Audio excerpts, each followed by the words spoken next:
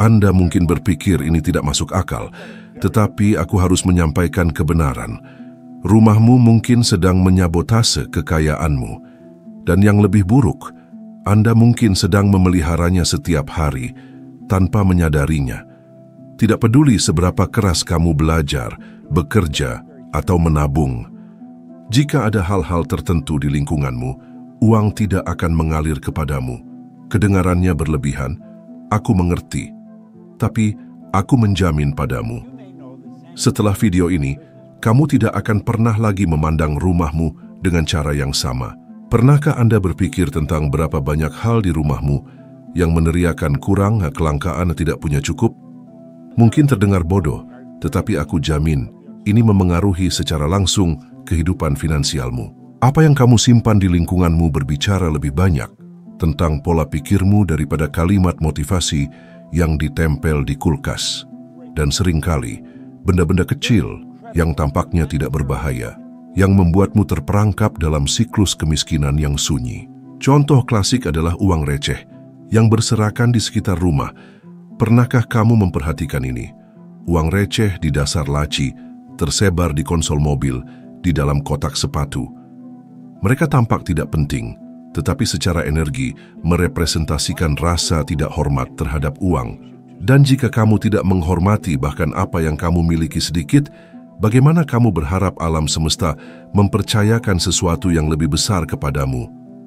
Contoh lain, uang kertas yang robek, kotor, usang yang kamu simpan karena masih bisa digunakan. Aku kenal seorang pria yang melakukan hal itu persis sama. Dia tidak melihat masalah apapun. Dia mengatakan bahwa uang adalah uang, bagaimanapun juga.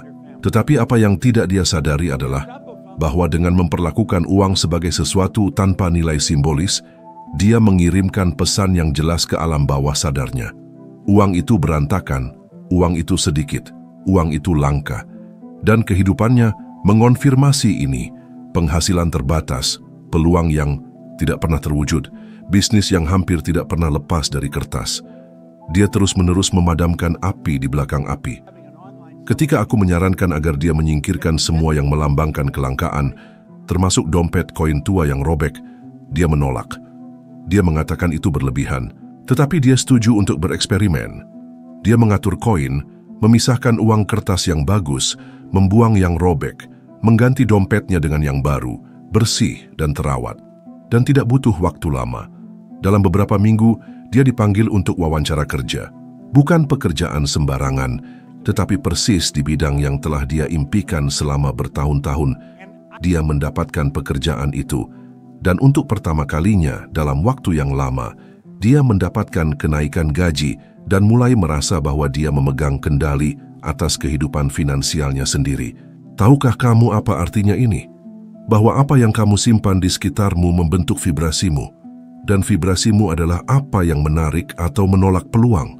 Sekarang katakan padaku, berapa kali kamu membuka dompetmu dan melihat kekacauan uang kertas yang kusut dan koin yang tersebar? Atau mungkin kamu memiliki pot tua di atas rak dengan koin yang bahkan tidak kamu ingat ada di sana. Mungkin kamu berpikir, itu hanya koin. Tetapi alam semesta tidak melihat hanya koin. Alam semesta melihat bagaimana kamu memperlakukan apa yang sudah kamu miliki. Dan jika kamu memperlakukannya dengan lalai, dia mengerti bahwa kamu tidak siap untuk lebih. Pernahkah kamu mendengar bahwa segalanya adalah energi? Einstein sudah mengatakan ini. Dan ketika kita berbicara tentang kemakmuran, ini bahkan lebih benar. Uang rumah tempat kamu tinggal, benda-benda yang kamu sentuh setiap hari, semuanya membawa frekuensi. Jika ruanganmu dipenuhi dengan barang-barang yang mewakili kekacauan, penelantaran, dan kelangkaan, kamu dikelilingi oleh vibrasi yang menghalangi aliran kelimpahan. Ini seperti mencoba mendayung dengan jangkar yang masih menempel di dasar. Kamu mungkin tidak menyadarinya secara sadar, tetapi alam bawah sadarmu sepanjang waktu menyerap sinyal-sinyal dari lingkungan. Koin yang dibuang, dompet koin yang robek, celengan yang rusak yang tidak pernah terisi, semua ini memperkuat, hari demi hari, pesan bahwa uang adalah sesuatu yang jauh, tidak dihargai, sulit untuk dipertahankan. Dan lihat, aku tahu apa yang mungkin kamu pikirkan sekarang. Bob, ini hanya benda. Tidak mungkin ini menghalangi kemakmuranku. Tapi izinkan aku bertanya, berapa kali kamu mencoba meningkatkan kehidupan finansialmu dan gagal? Berapa banyak janji awal tahun yang sudah kamu buat dan tidak dapat kamu penuhi? Berapa kali kamu berpikir bahwa akhirnya kamu akan keluar dari zona merah dan akhirnya tenggelam lebih dalam? Apakah ini hanya kesialan? Atau apakah ada sesuatu di lingkunganmu yang membuatmu tetap terperangkap? Aku ingin kamu melakukan tes. Ambil sekarang juga celengan tua yang tidak pernah kamu gunakan, atau kotak tempat kamu membuang koin, dompet yang lebih mirip kain pel daripada barang yang digunakan, dan singkirkan itu. Sesederhana itu. Sumbangkan, buang, daur ulang, tidak masalah. Tetapi keluarkan dari energimu, keluarkan dari pandanganmu, keluarkan dari vibrasimu. Lalu perhatikan bagaimana perasaanmu. Mungkin untuk pertama kalinya kamu merasakan kelegaan, mungkin bahkan menerima berita tak terduga, proposal baru, uang yang bahkan tidak kamu harapkan. Tahukah kamu mengapa? Karena kamu memberi sinyal kepada alam semesta bahwa kamu siap untuk menghormati uang. Dan alam semesta menanggapi ini. Jenis tindakan ini mungkin tampak simbolis, tetapi itu mengaktifkan sesuatu yang sangat nyata di dalam dirimu. Perubahan identitas. Kamu berhenti menjadi orang yang hidup menunggu sisa untuk ditabung dan mulai menjadi seseorang yang bersiap untuk menerima. Itulah yang mengubah orang biasa menjadi orang yang makmur. Dan jika kamu masih ragu, izinkan aku menceritakan data nyata. Sebuah studi yang diterbitkan oleh Princeton University menunjukkan bahwa disorganisasi visual memengaruhi kemampuan fokus dan kejernihan mental. Dan tanpa kejernihan, tidak ada arah. Dan tanpa arah, tidak ada hasil. Ini berarti bahwa bahkan koin sederhana di luar tempatnya dapat menempati ruang mental yang seharusnya dicadangkan untuk menciptakan, merencanakan, dan makmur. Jadi katakan padaku sekarang dengan jujur, apakah kamu ingin terus dikelilingi oleh simbol-simbol kelangkaan atau siap untuk menciptakan lingkungan yang mencerminkan kelimpahan yang pantas kamu dapatkan? Jika jawabanmu adalah ya, maka mulailah sekarang, bukan nanti, bukan ketika ada waktu, sekarang. Karena cara kamu memperlakukan apa yang kamu miliki hari ini menentukan apa yang akan kamu terima besok. Apakah kamu pernah menyadari betapa umumnya membiarkan tagihan berserakan di sekitar rumah, di atas meja, di dalam laci dapur, dibuang di meja samping tempat tidur, atau bahkan di kotak sarung tangan mobil? Kadang-kadang mereka bahkan belum jatuh tempo, tetapi mereka ada di sana, dibuang, sebagai pengingat diam-diam bahwa kamu selalu mencoba mencapai sesuatu yang tidak pernah datang. Dan aku harus mengatakan kepadamu, ini bukan hanya disorganisasi, ini adalah jenis pesan yang kamu kirimkan ke alam bawah sadarmu, ke alam semesta, ke kehidupan, pesan tentang ketidakterkendalian, kekurangan, kekacauan finansial. Banyak orang berpikir bahwa membiarkan kertas-kertas ini terlihat adalah cara untuk mengingatkan diri sendiri tentang kewajiban. Tetapi apa yang terjadi dalam praktiknya adalah bahwa otakmu mulai memperkuat ide tentang utang, kelangkaan, aku tidak pernah bisa mengatasi segalanya. Dan pengulangan ini, bahkan jika tidak disadari, membentuk identitasmu. Kamu mulai melihat dirimu sebagai seseorang yang selalu berutang, selalu mengejar, selalu terlambat. Dan identitas ini menghalangimu untuk makmur. Aku ingat seorang wanita yang aku temui selama salah satu seminarku. Dia mengatakan kepadaku bahwa dia melakukan segalanya untuk meningkatkan kehidupan finansialnya. Dia belajar, bekerja lebih dari 12 jam sehari, memotong pengeluaran, tetapi tidak ada yang berubah. Setiap kali aku berbicara dengannya, aku melihat kelelahan di matanya. Suatu hari aku bertanya, "Bagaimana rumahmu?" Dia tertawa seolah-olah itu tidak ada hubungannya dengan topik itu, tetapi aku bersikeras. Dia mengatakan bahwa tagihan berserakan di beberapa ruangan karena dia ingin ingat untuk membayarnya. Tetapi dalam praktiknya dia terus-menerus lupa, mengakumulasi bunga dan memelihara siklus utang. Tahukah kamu apa yang aku lakukan?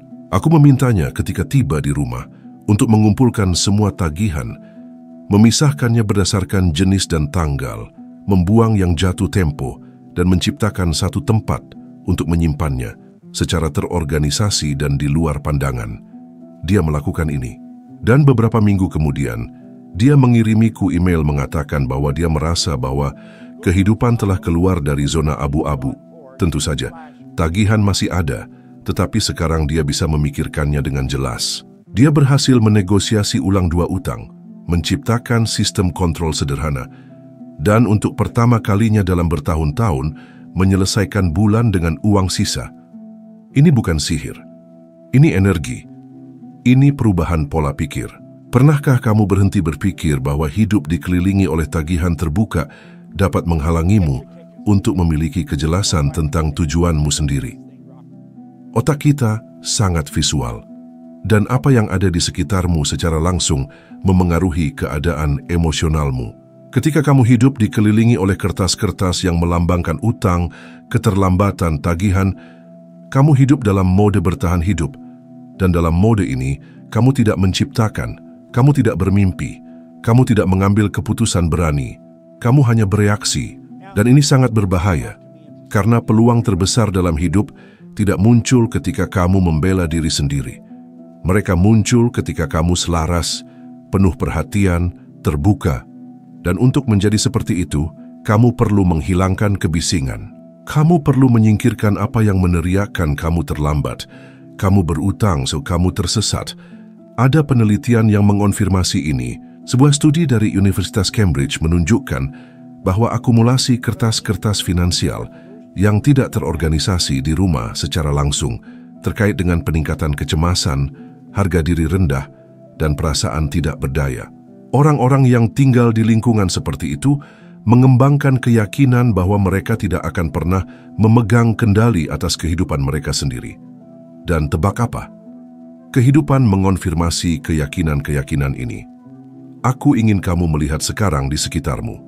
Di mana tagihanmu? Bagaimana kamu menghadapinya? Apakah kamu memiliki sistem? Atau hanya terus menumpuk berharap bahwa segalanya akan beres dengan sendirinya? Cara kamu menghadapi kewajibanmu mencerminkan seberapa besar kamu percaya mampu membangun sesuatu yang solid. Dan ini bukan tentang berpura-pura bahwa masalah tidak ada. Ini tentang mengambil kendali atas apa yang dapat kamu kendalikan. Kamu dapat misalnya membuat folder tunggal dengan pembagi untuk setiap jenis tagihan. Kamu dapat menjadwalkan pembayaran di muka. Dan terutama kamu dapat menyimpan kertas-kertas ini di lokasi tertentu dan tidak dibuang di sekitar rumah seperti hantu yang mengingatkanmu tentang apa yang belum kamu lakukan. Jika kamu mendengarkanku sekarang dan merasa bahwa kehidupan finansialmu tampak terkunci, seolah-olah ada sesuatu yang selalu menarikmu ke belakang. Perhatikan cara kamu mengatur komitmenmu. Tidak ada gunanya ingin membangun kehidupan yang kaya dengan kebiasaan seseorang yang hidup berutang dengan waktu sendiri. Dan lihat, aku tahu bahwa tidak nyaman untuk berurusan dengan ini. Ada orang yang menghindari melihat tagihan karena merasa malu, takut, bersalah. Tetapi apa yang kamu hindari menguasaimu. Apa yang kamu hadapi membebaskanmu. Dan cara terbaik untuk keluar dari siklus ini adalah dengan mengganti penundaan dengan perencanaan. Kamu dapat mulai dari yang kecil. Ambil hari ini semua tagihan yang kamu temukan di sekitar rumah. Pisahkan. Lihat apa yang masih terbuka, singkirkan yang tidak lagi masuk akal. Dan kemudian buat sudut hanya untuk mereka, terorganisasi. Lebih baik lagi, digitalkan semuanya dan simpan dalam file dengan kata sandi jauh dari pandanganmu. Yang penting adalah kamu menyingkirkan apa yang membuatmu terpaku di masa lalu dan mulai bertindak menuju masa depan yang kamu inginkan. Uang merespons kejelasan. Kehidupan merespons organisasi. Dan ketika kamu menunjukkan dengan tindakan nyata bahwa kamu siap untuk memegang kendali, hasilnya muncul. Jadi sekarang aku bertanya kepadamu, apakah kamu ingin terus dikelilingi oleh pengingat utang atau siap untuk menciptakan lingkungan di mana kelimpahan merasa diterima? Keputusan ini hanya bergantung padamu. Dan semuanya dimulai dengan tindakan sederhana. Berhentilah memelihara energi utang dengan disorganisasi. Dan mulailah hari ini memelihara energi kekayaan dengan struktur dan fokus. Ini lebih dari sekadar pengaturan. Ini adalah fakta diam-diam dengan masa depanmu.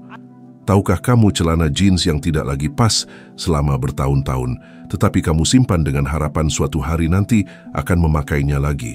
Atau kemeja yang sudah kehilangan warnanya, tetapi tetap dilipat di lacimu seolah-olah masih menjadi bagian dari hidupmu? Mungkin tampak tidak berbahaya untuk menyimpan pakaian-pakaian ini, tetapi apa yang banyak orang tidak sadari adalah bahwa setiap barang yang terlupakan di dasar lemari mengatakan sesuatu yang sangat jelas. Aku tidak melepaskan apa yang pernah aku jadi, dan ini, temanku, adalah hambatan langsung bagi siapapun yang ingin menjadi seseorang yang baru, seseorang yang kaya, seseorang yang makmur. Aku kenal seorang eksekutif yang brilian, berbakat, penuh potensi, tetapi ada sesuatu yang selalu menghalanginya. Dia tidak merasa siap untuk mengambil posisi yang lebih tinggi, untuk memperluas bisnisnya sendiri, untuk menjalani gaya hidup yang dia impikan. Suatu hari selama percakapan, aku bertanya bagaimana lemari pakaiannya. Dia menjawab dengan bangga, itu sangat lengkap. Aku punya pakaian dari semua fase hidupku, pakaian dari ketika aku baru mulai, dari ketika aku mendapatkan sedikit, pakaian yang aku warisi dari ibuku." Dia berpikir bahwa itu adalah organisasi, tetapi itu adalah cerminan dari penjara, tempat dia tinggal. Dia tidak menyadari bahwa dia menjaga tetap hidup di sana, identitas seorang wanita yang terbatas, seorang wanita dari masa lalu. Dan wanita ini menempati ruang versi baru yang ingin dia jadi. Ketika kamu menyimpan pakaian yang tidak lagi kamu gunakan, kamu tidak hanya menempati ruang fisik, kamu memperkuat secara energi identitas yang seharusnya sudah ditinggalkan. Kamu mengatakan, bahkan jika dalam diam, bahwa kamu tidak percaya pada masa depan yang berbeda, di mana barang itu tidak lagi masuk akal. Kamu mengatakan bahwa kamu mungkin membutuhkan pakaian itu jika semuanya berjalan salah. Lalu aku bertanya kepadamu, bagaimana alam semesta akan mempercayakan kemakmuran kepada seseorang yang mempersiapkan diri untuk kelangkaan? Bagaimana kesuksesan akan mengetuk pintu orang yang mengatur kehidupan dengan memikirkan kemungkinan untuk mundur? Ada pola yang aku amati pada orang-orang yang sukses secara finansial. Mereka memiliki perhatian khusus dengan apa yang mereka kenakan, tetapi tidak menumpuk. Mereka memilih pakaian yang mewakili identitas yang ingin mereka ekspresikan di dunia. Mereka berpakaian seperti orang yang sudah sampai di tempat yang ingin mereka tuju. Karena mereka tahu bahwa apa yang kamu kenakan bukan hanya estetika, ini adalah afirmasi. Ini adalah deklarasi diam-diam tentang nilai. Dan ini bukan tentang kemewahan, ini bukan tentang merek. Ini tentang koherensi antara apa yang ingin kamu jadi dan apa yang kamu tunjukkan. Ketika kamu menyimpan kaos bernoda itu, celana dengan resleting rusak itu, atau sepatu yang tidak pernah kamu gunakan lagi, apa yang kamu katakan adalah, "Aku tidak layak mendapatkan sesuatu yang baru. Aku berpegang pada apa yang mengingatkanku dari mana aku berasal, karena aku takut kemana aku pergi." Pernahkah kamu mencoba mengenakan pakaian baru, bersih yang pas untukmu? Pernahkah kamu merasakan bagaimana tubuhmu berubah, posturmu berubah, bahkan suaramu berubah? Ini bukan kebetulan. Ini adalah identitas dalam transformasi. Dan ketika kamu mulai menghapus dari lingkunganmu semua yang mewakili versi lama dari dirimu sendiri, kamu, secara sadar atau tidak, mengundang yang baru untuk masuk. Aku ingat seorang wanita yang setelah sesi denganku memberanikan diri untuk membersihkan lemarinya sendiri. Dia mengatakan kepadaku bahwa dia menangis. Dia menangis ketika menyadari berapa banyak pakaian yang dia simpan hanya karena keterikatan emosional. Pakaian dari ketika dia miskin, dari ketika dia mengalami kesulitan, dari ketika dia merasa malu untuk keluar rumah. Dan tahukah kamu apa yang dia temukan hari itu? Bahwa dia bukan lagi orang itu, tetapi bersikeras untuk hidup dikelilingi oleh simbol-simbol dari rasa sakit itu. Dia memisahkan semuanya, menyumbangkannya kepada yang membutuhkan, dan menyimpan di lemari hanya apa yang membuatnya merasa selaras dengan wanita yang ingin dia jadi. Tidak lama kemudian, dia dipanggil untuk posisi yang lebih tinggi. Dia berani menagih lebih banyak untuk pekerjaannya. Dia mulai dilihat dengan lebih hormat, dan bukan karena pakaian mengubah siapa dia, tetapi karena dia berani meninggalkan kulit lama. Ada data yang menunjukkan bagaimana citra pribadi secara langsung memengaruhi perilaku dan kinerja. Sebuah studi dari Northwestern University di Amerika Serikat mengungkapkan bahwa orang yang mengenakan pakaian yang terkait dengan kesuksesan dan tanggung jawab, bahkan dalam situasi biasa, memiliki kinerja yang lebih baik dalam tes kognitif. Ini bahkan memiliki nama, kognisi berpakaian. Ini adalah bukti ilmiah bahwa cara kita berpakaian membentuk cara kita berpikir. Dan jika ini membentuk pemikiranmu, itu membentuk keputusanmu, dan keputusanmu membentuk hasilnya. Jadi katakan padaku, berapa banyak pakaian di lemarmu yang masih menjadi milik kamu yang tidak ada lagi? Berapa banyak pakaian yang kamu simpan karena takut membutuhkannya, karena kasihan, karena kebiasaan? Dan yang paling penting, berapa banyak dari pakaian itu yang mewakili masa depan yang ingin kamu jalani? Jika jawabannya adalah tidak ada, maka kamu hidup dalam konflik antara apa yang kamu inginkan dan apa yang kamu manifestasikan. Dan konflik ini menghalangi uang untuk mengalir. Aku ingin kamu masuk ke lemarimu hari ini. Ambil sepotong demi sepotong. Pegang di tanganmu. Tanyakan, apakah ini mewakili siapa aku menjadi? Jika jawabannya tidak, berterima kasihlah dan ucapkan selamat tinggal, sumbangkan, jual, daur ulang, tetapi jangan simpan dekat denganmu apa yang melambangkan kemunduran. Kelimpahan membutuhkan ruang, dan tidak hanya ruang fisik, tetapi ruang simbolis energi. Jika kamu menginginkan masa depan kemakmuran, kamu perlu menjelaskan dengan tindakan praktis bahwa masa lalu tidak lagi tinggal di sana. Cara kamu menampilkan diri kepada dunia adalah cerminan langsung dari bagaimana kamu melihat diri sendiri. Dan jika kamu ingin diperlakukan seperti seseorang yang bernilai lebih, kamu harus terlebih dahulu menunjukkan kepada diri sendiri bahwa kamu sudah percaya pada nilai ini. Kamu tidak membutuhkan lemari pakaian yang penuh. Kamu membutuhkan lemari pakaian yang selaras. Dan kabar baiknya adalah bahwa ini adalah langkah sederhana, segera, dan yang hanya bergantung padamu. Karena kadang-kadang, perbedaan antara terus stagnan dan akhirnya maju tersembunyi di balik pintu lemarimu. Pernahkah kamu memasuki lingkungan dan tanpa tahu persis mengapa, merasa dada berat, seolah-olah ada sesuatu di sana yang menarik energimu ke bawah? Ini terjadi karena segala sesuatu di sekeliling kita membawa memori. Setiap benda yang kita simpan dekat dengan kita memiliki beban emosional. Ini menghubungkan kita dengan suatu momen, dengan seseorang, dengan suatu cerita. Dan masalahnya adalah, seringkali cerita-cerita ini sudah berakhir, tetapi benda-benda itu tetap ada, diam, melemahkan vibrasi kita. Kamu bahkan mungkin mengatakan, "Ah, Bob, aku bahkan tidak melihatnya lagi." Tetapi tidak masalah. Kamu mungkin tidak melihat, tetapi alam bawah sadarmu tahu bahwa itu ada di sana. Dan fakta sederhana ini sudah mengubah medan energimu. Aku ingat dengan jelas seorang pria yang menyimpan selama bertahun-tahun cincin pertunangan dari hubungan yang berakhir dengan cara yang menyakitkan. Dia mengatakan bahwa dia tidak lagi memiliki keterikatan, bahwa itu hanyalah kenangan. Tetapi setiap kali dia menatap benda itu, dia merasakan sengatan di dadanya. Dan dia bahkan tidak menyadarinya. Itu halus, seperti bayangan ringan, tetapi konstan. Dan rasa sakit kecil itu menghalanginya untuk bergerak maju secara emosional, finansial, spiritual.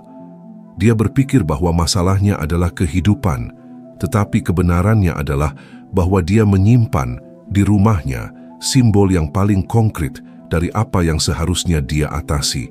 Aku tahu bahwa mungkin kamu menyimpan sesuatu yang serupa, mungkin surat, foto, hadiah, mungkin tiket dari persahabatan yang hancur, atau bahkan barang yang mengingatkanmu pada kesalahan yang kamu buat. Kadang-kadang kita menyimpan karena kasihan, kadang-kadang karena kerinduan, lain kali karena takut lupa. Tetapi apa yang tidak kita sadari adalah bahwa dengan menyimpan benda-benda ini, kita tidak hanya mengingat masa lalu. Kita hidup di dalamnya. Kita menciptakannya kembali. Kita menjaga tetap hidup emosi yang seharusnya sudah diakhiri. Dan ini tak terhindarkan tercermin dalam hubunganmu dengan kemakmuran, karena kekayaan yang sejati membutuhkan ruang. Dan ruang emosional, termasuk suatu hari aku berkata kepada seorang wanita bahwa jika dia ingin menarik hubungan baru ke dalam hidupnya, dia perlu menyingkirkan energi dari yang lama. Dia mengatakan kepadaku bahwa dia sudah mengatasi segalanya, tetapi masih tidur dengan selimut yang dia dapatkan dari mantan pasangannya. Dan selimut itu, meskipun tampak tidak berbahaya, membawa kehadiran emosional dari semua yang telah dia alami. Dan lebih dari itu menempati ruang energi dari yang baru. Dia menangis, tetapi hari itu dia memilih untuk membebaskan diri. Dia menyumbangkan selimut itu.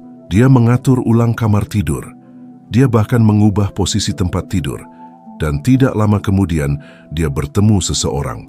Itu bukan sihir. Itu adalah ruang. Itu adalah energi yang dialihkan. Kadang-kadang, apa yang menghalangi hidupmu bukanlah kurangnya tindakan. Ini adalah kelebihan tali. Dan jenis tali terburuk adalah yang bahkan tidak kamu sadari lagi ada di sana. Ada sebuah studi yang diterbitkan oleh Harvard yang menunjukkan bagaimana orang yang hidup dikelilingi oleh benda-benda yang terkait dengan trauma atau hubungan masa lalu menunjukkan tingkat kecemasan yang lebih tinggi dan kesulitan dalam membuat keputusan penting. Otak dalam kasus-kasus ini terpaku pada kenangan negatif yang secara langsung memengaruhi kemampuan untuk melihat peluang di masa kini. Dengan kata lain, menjaga apa yang menyakitimu di dekatmu tidak hanya menunda penyembuhanmu, itu juga menghalangi pencapaianmu. Dan jika kamu berpikir, tetapi ini adalah bagian dari ceritaku, tidak apa-apa.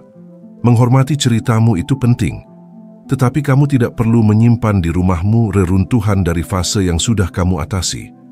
Kamu tidak tinggal di sana lagi, dan setiap benda yang masih terpaku pada waktu itu, seperti rantai tak terlihat yang menarikmu kembali. Aku ingin kamu melihat di sekitar rumahmu dengan mata yang berbeda. Perhatikan, apakah ada sesuatu yang setiap kali kamu melihatnya mengingatkanmu pada saat yang sulit. Sesuatu yang mengingatkanmu pada kehilangan, pada kegagalan, pada pilihan yang salah. Ini bukan tentang menghapus masa lalu. Ini tentang menghormati masa depanmu. Ketika kamu membebaskan diri dari benda-benda ini, sesuatu berubah di dalam dirimu. Rumah menjadi lebih ringan, kamu bernapas lebih baik, tidur lebih baik, bangun lebih bersemangat. Dan tiba-tiba mulai muncul ide, proposal, solusi, seolah-olah alam semesta hanya menunggu sinyalmu untuk bertindak. Ingat pria dengan cincin itu? Ketika dia akhirnya menyingkirkannya, sesuatu yang aneh terjadi. Beberapa hari kemudian, seorang pelanggan lama menghubunginya menawarkan kesempatan kemitraan. Dan dia berkata kepadaku, "Bob, rasanya aku mengangkat beban dari dadaku." Dan dia benar-benar mengangkatnya. Beban yang tak terlihat tetapi nyata. Sekarang katakan padaku, apa yang ada di sana di rumahmu yang menghubungkanmu dengan apa yang sudah berlalu? Benda apa yang kamu simpan? Bahkan mengetahui bahwa itu membawa rasa sakit, penyesalan, atau kerinduan yang hanya melumpuhkanmu. Kamu dapat memulai dengan satu. Hanya satu. Pilih sesuatu yang membuatmu terpaku pada apa yang tidak ingin kamu jalani lagi. Ambil, lihat dengan sayang, berterima kasih atas apa yang diwakilinya, dan kemudian biarkan pergi.